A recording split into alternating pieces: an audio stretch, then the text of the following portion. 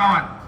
Maka hari ini gerakan rakyat bersama seluruh elemen rakyat hadir di kantor, di gedung DPR RI untuk mendesak seluruh anggota DPR RI untuk melaksanakan angket atau mengimpeach presiden atas kecurangan pemilu kemarin, kawan-kawan. Betul? Setuju? Hidup rakyat! Hidup rakyat! Hidup rakyat yang melawan! Tentunya kami ikut merasakan hal-hal apa yang disampaikan kawan-kawan situasi lapangan elektoral pemilu kemarin. Kalangan rohaniwan, kalangan budayawan, kalangan cendekiawan menyerukan hal-hal yang perlu kita cermati betul untuk pemilu, pilkada maupun pemilu ke depan. Untuk itu pimpinan, kami berharap pimpinan menyikapi dalam hal ini, mau mengoptimalkan pengawasan fungsi komisi atau interpelasi atau angket ataupun apapun supaya pemilu ke depan, kualitas pemilu ke depan itu harus ada hal-hal yang dilakukan dengan mengkoreksi aturan-aturan kita maupun mengoptimalkan pengawasan kita sebagai anggota legislatif yang tidak ada taringnya, yang tidak ada marwahnya di dalam pelaksanaan pemilu kemarin. Walaupun tanda-tanda itu sudah kelihatan sejak awal.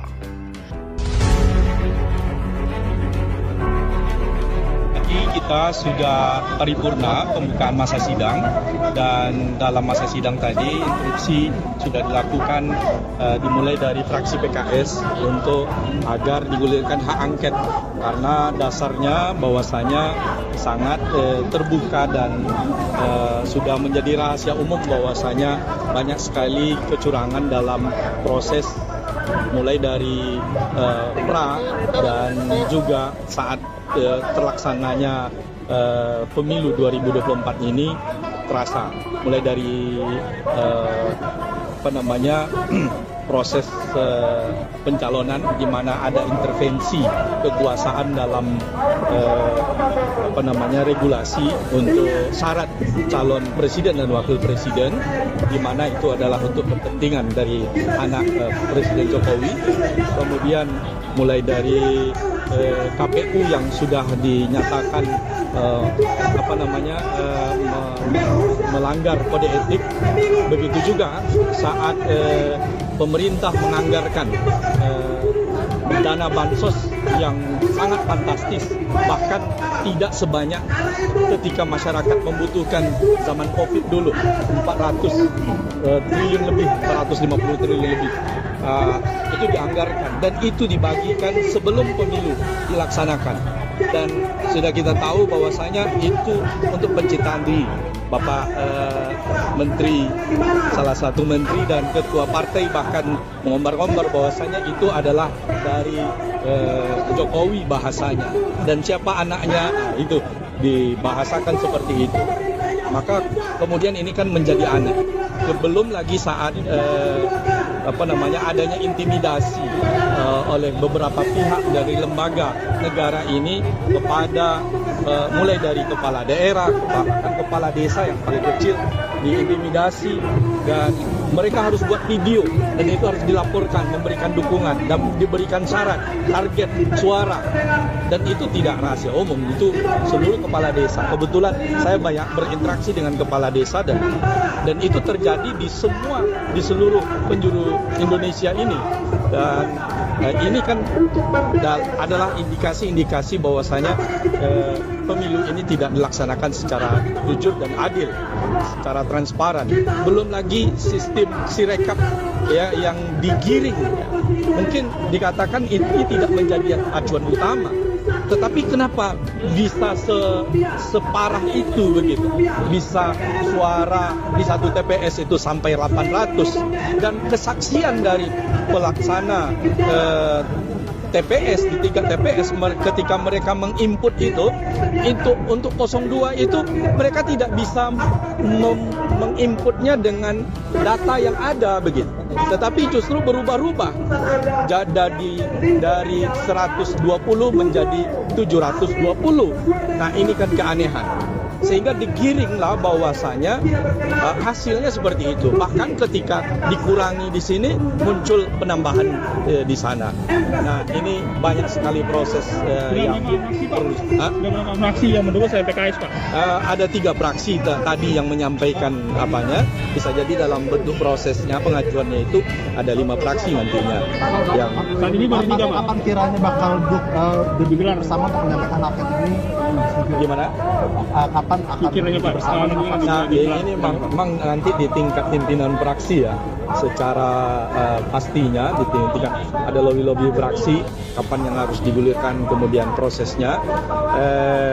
Yang jelas yang menjadi catatan kita ini kita bukan tidak siap kalah, tapi yang kita tolak ini adalah ketidakadilan dan ketidakjujuran dalam prosesnya. Ingat bahwasanya yang kita lihat bukan pada hasilnya, bukan pada kalah menang. Ini bukan masalah kalah menang. Ini bukan karena tidak siap kalah, ya, bukan tidak siap kalah. Ini kita tidak siap menerima ketidakadilan, dan itu fakta, ya, fakta bahwasanya kemarin ketua KPU sudah minta maaf tentang Sirekap misalnya, sudah nyata itu bahwasanya ketua KPU mendapatkan teguran keras terakhir, tapi ada lagi terakhirnya kayak begitu. Ini kan belum lagi di tingkat daerah, di tingkat kabupaten kota. Kita lihat media sosial sekarang ini membuka semuanya.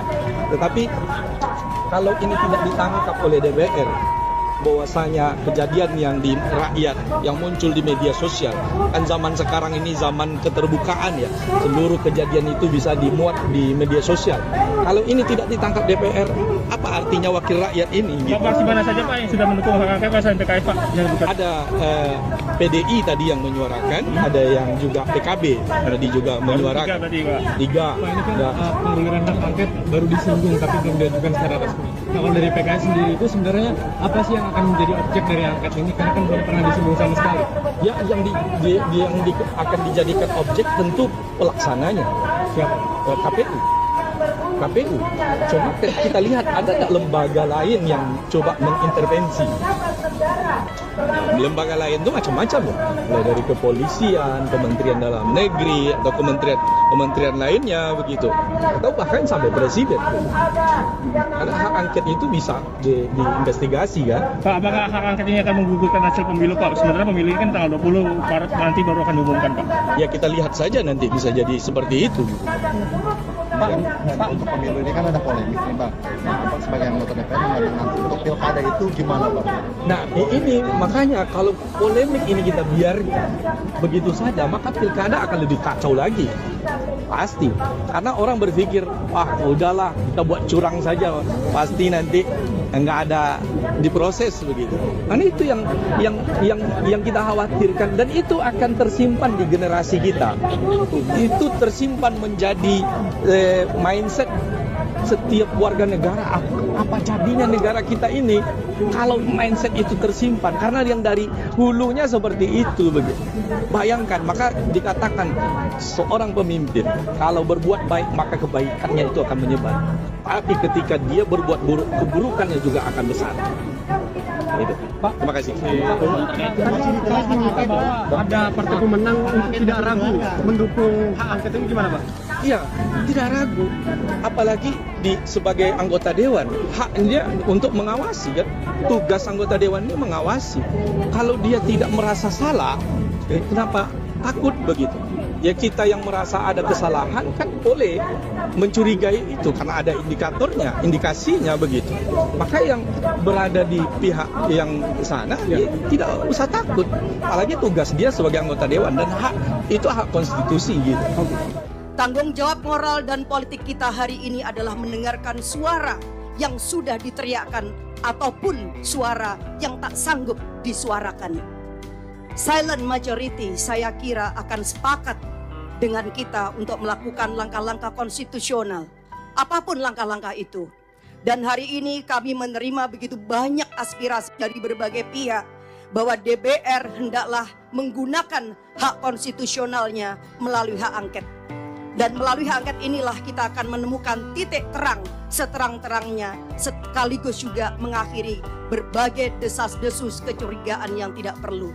Kita hanya ingin bahwa demokrasi yang kita lahirkan dengan air mata, berdarah-darah, dan bahkan nyawa yang begitu banyak dikorbankan pada tahun 98 tidak berakhir dengan sia-sia. Oleh karena itu pimpinan dan seluruh anggota DPR, saya mendukung hak angket ini kita lakukan semata-mata untuk memberikan kepastian bahwa seluruh proses pemilu 2024 benar-benar dijalankan berdasarkan daulat rakyat, kejujuran, keadilan, etika yang tinggi. Karena disinilah fungsi kita yang sedang ditunggu oleh rakyat. Presiden seakan-akan bisa tuh melakukan pork barrel politics, politik gentong babi yang membagikan bansos di mana-mana supaya anaknya menang. Ini nggak akan terkoreksi dalam sejarah kita, mungkin akan terjadi lagi, dan ini akan merusak demokrasi kita. Jadi bagi saya hak angket itu benar-benar harus tuh dilaksanakan. Jadi kita paling tidak bisa belajar dari proses ini. Dalam sejarah kepemiluan kita pasca Orde Baru, jadi setelah reformasi ini kan kita dari 99 ya, tapi dengan sistem yang sekarang baru 2004 sebenarnya. Nah, kita memang sebenarnya selalu menghadapi dugaan-dugaan kecurangan yang terstruktur dan sistematis ini, tapi belum pernah terbukti. Nah, bobotnya tahun ini luar biasa besar karena bahkan MK saja sampai dibusukkan sedemikian rupa dari dalam oleh pemegang kekuasaan gitu. Nah, jadi saya ingin menggarisbawahi bahwa soalnya di sini bukannya kita ingin menjegal paslon tertentu. Sama sekali bukan itu. Tapi kita ingin memberikan koreksi pada presiden sebagai pemegang kekuasaan tertinggi di negara ini. Kalau ini kita biarkan begitu saja, bahkan tanpa dicek oleh DPR melalui hak angket atau hak apapun yang mereka mau lakukan, ini akan terus-menerus terjadi.